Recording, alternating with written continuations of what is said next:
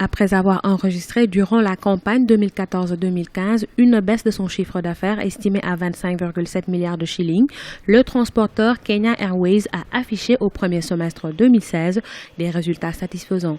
La multinationale a réalisé un bénéfice net de 900 millions de shillings, soit une hausse de 143 points.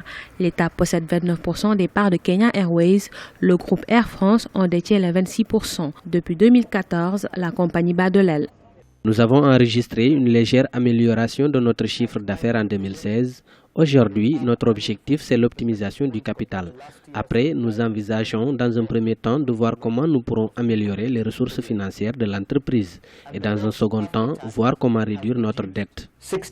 La direction de Kenya Airways a reconnu une forte exposition de la compagnie à la conjoncture économique kenyane. La mauvaise gestion des ressources financières et matérielles a aussi contribué aux résultats négatifs. Aujourd'hui, les dirigeants envisagent de mettre en œuvre un plan d'ajustement structurel 2016-2022 pour le redressement de Kenya Airways. Nous avons mis en œuvre un plan de redressement. Nous avons injecté au total 17,5 milliards de shillings kenyans. C'est un investissement à moyen terme. Avec une gestion managériale et financière, nous arriverons en 4 ans à combler le déficit budgétaire de Kenya Airways.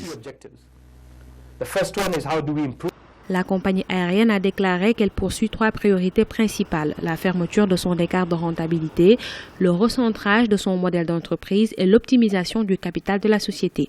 Elle estime la nécessité de continuer d'ouvrir des lignes en Afrique centrale et en Afrique de l'Ouest, notamment pour mieux résister en période de crise à domicile.